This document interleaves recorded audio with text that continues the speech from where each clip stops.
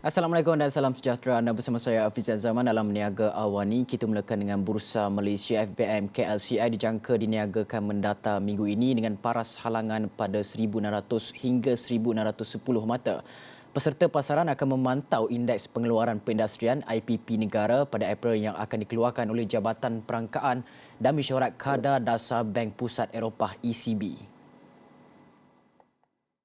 Ahli Ekonomi Bank Islam Malaysia Berhad Adam Muhammad Rahim berkata, minggu yang pendek sempena cuti umum akan menyumbang lagi kepada pasaran yang lengang berikutan dilihat tiada pemangking baharu dalam pasaran. Bursa tempatan akan ditutup hari ini sempena ulang tahun Hari Keputeraan Yang di-Pertuan Agong Al-Sultan Abdullah Riayatuddin Al-Mustafa Bilsyah. Bursa tempatan dan anak syarikatnya akan menyambung semula operasi pada Selasa 8 Jun. Kata Adam melihat kehadapan minggu ini dari aspek domestik, Jabatan Perangkaan akan mengeluarkan data IPP bagi bulan April yang dijangka terus berkembang sejajar dengan pemulihan dalam permintaan luaran. Sementara itu, rakan pengurusan global SPI Asset Management Stephen Innes berkata, langkah Presiden Amerika Syarikat Joe Biden untuk meningkatkan jumlah syarikat Cina yang disekat dalam pelaburan Amerika kepada 59 berkuat kuasa 2 Ogos akan memberi impak negatif kepada saham tempatan tertentu, terutama jadi kaunter elektrik dan elektronik. Katanya ini adalah sama dengan perang perdagangan mini Amerika-China. Pasaran gelisah berhubung permintaan terhadap komponen semikonduktor Malaysia dari China menyebabkan indeks teknologi Bursa Malaysia susut 1.1% menjadikannya kaunter yang mencatatkan kemerosotan kedua terbesar dalam kalangan indeks sektor selepas indeks penjagaan kesihatan Bursa Malaysia. Pada Jun, perhatian pelabur akan diberikan kepada hasil mesyuarat jawatankuasa terbuka Persekutuan Amerika. Pada 15 ke 16 Jun, Mesyuarat Pertubuhan Negara-Negara Pengeksport Petroleum OPEC ke-18 pada 1 Julai.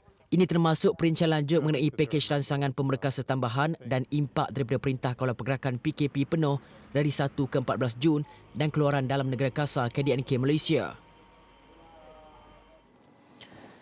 Ringgit kemungkinan akan susut ke paras 4.13 berbanding dolar US minggu ini kerana ekonomi Amerika Syarikat mencatatkan kadar pekerjaan yang lebih tinggi pada bulan Mei. Ahli Ekonomi Bank Islam Malaysia Berhad Adam Muhammad Rahim berkata unit tempatan dipengaruhi oleh langkah yang diambil oleh Presiden Amerika Joe Biden untuk menyekat pelaburan Amerika terhadap 59 syarikat dari China yang mempunyai kaitan dengan ketenteraan dan pemantauan negara itu. Antara 59 syarikat yang dilarang itu adalah syarikat teknologi seperti Fujian Touch Electron Technology dan Huawei Technologies. Akibatnya, kebimbangan muncul mengenai permintaan komponen semikonduktor Malaysia dari China. Adam berkata sebarang kenyataan yang tidak berubah daripada Biden mengenai sekatan syarikat China itu akan menyumbang kepada kelemahan ringgit minggu ini. Pada Jumaat lalu, Jabatan Buruh Amerika melaporkan pembayaran gaji lebih tinggi sebanyak 559,000 pada bulan Mei selepas kenaikan 278,000 yang disemak pada bulan April, manakala kadar pengangguran turun kepada 5.8%.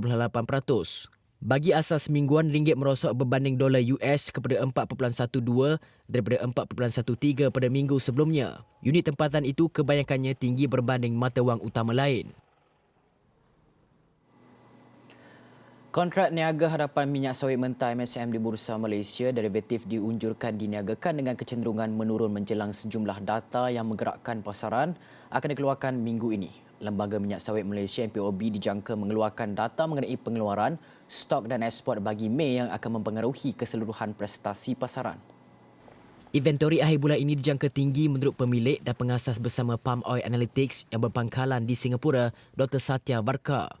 Minggu ini adalah minggu dagangan selama 4 hari dengan data yang dikeluarkan oleh MPOB, Persatuan Minyak Sawit Malaysia MPOA dan Jabatan Pertanian Amerika Syarikat serta angka untuk tempoh 1 hingga 10 Jun oleh penyelidik kargo. Selain itu, Kerajaan Indonesia akan membuat keputusan mengenai levy ekspor. Peniaga minyak sawit David mengunjurkan paras sokongan psikologi utama kekal pada paras RM4,000 minggu ini. Bagi minggu baru berakhir, pasaran kebanyakannya rendah berikutan harga minyak kacang soya yang rendah dengan kebimbangan mengenai kedudukan stok, kes COVID-19 yang meningkat dan sekatan pergerakan penuh. Dalam tempoh 4 bulan pertama 2021 sahaja, pengeluaran MSM Malaysia merosot 6% tahun ke tahun kepada 5.18 juta tan berikutan ketidakupayaan pengeluar untuk meningkatkan produktiviti kerana kekurangan pekerja. Oleh itu, dijangka terdapat risiko penurunan kepada anggaran bekalan MSM semasa bagi Malaysia sebanyak 19.4 juta tan, naik 1.3% pada tahun ini. Kerajaan dijangka menyemak semula unjuran pertumbuhan keluaran dalam negara kasar KDNK antara 6.0 dan 7.5% bagi 2021 yang dibuat sebelum ini.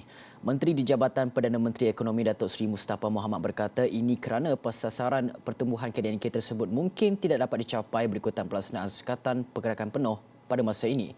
Katanya pihaknya kini dalam proses mengumpul maklumat dan anggaran peratusan baharu masih dalam perbincangan. Mustafa yang juga ahli Parlimen Jeli berkata kerajaan turut menjangka kesan ekonomi akibat total lockdown yang dilaksanakan ketika ini tidak akan menyebabkan kerugian yang besar seperti pelaksanaan Perintah Kawalan Pergerakan yang pertama tahun lepas. Beliau percaya kesannya tidak sehingga mencapai 2.4 bilion sehari. Sekatan Pergerakan Penuh fasa pertama yang bermula 1 Jun sehingga 14 Jun ini adalah langkah untuk melandaikan semula keluk penularan COVID-19 yang kembali melonjak sejak awal April lepas.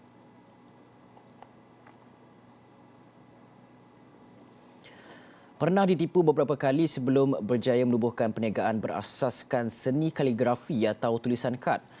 Tempahan bekalan asas sudah dibayar tetapi tidak sampai. Kualiti barang yang tiba pula tidak seperti yang dijanjikan. Malah hampir ditipu oleh belasan ribu oleh sindiket penipuan bercyber.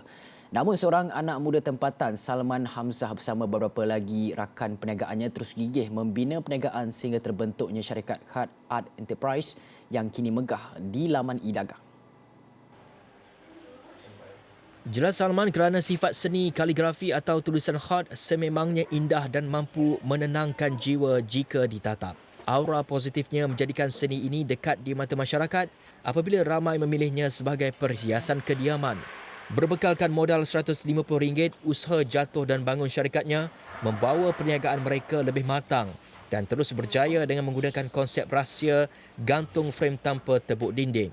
Ditambah pula setiap kaligrafi turut disertakan tafsiran atau maksud.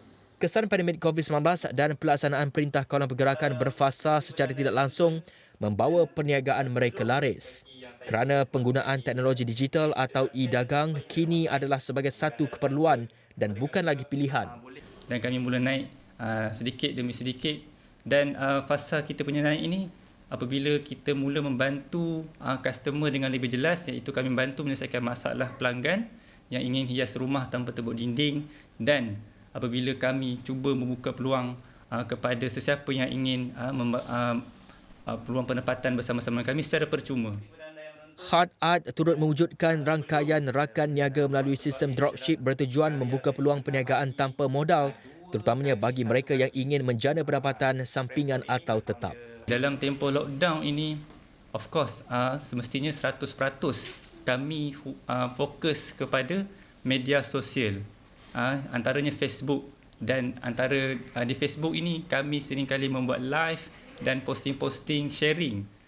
Kilang syarikat ini bertapak di Jalan Kemudi, Bernam Jaya Hulu, Bernam, Selangor. Produk frame Hard Art mempunyai pelbagai saiz dan desain dengan harga serendah RM100 selain menggunakan produk berkualiti tinggi iaitu material tarpaulin dan kanvas yang dibalut pada kayu jelutong.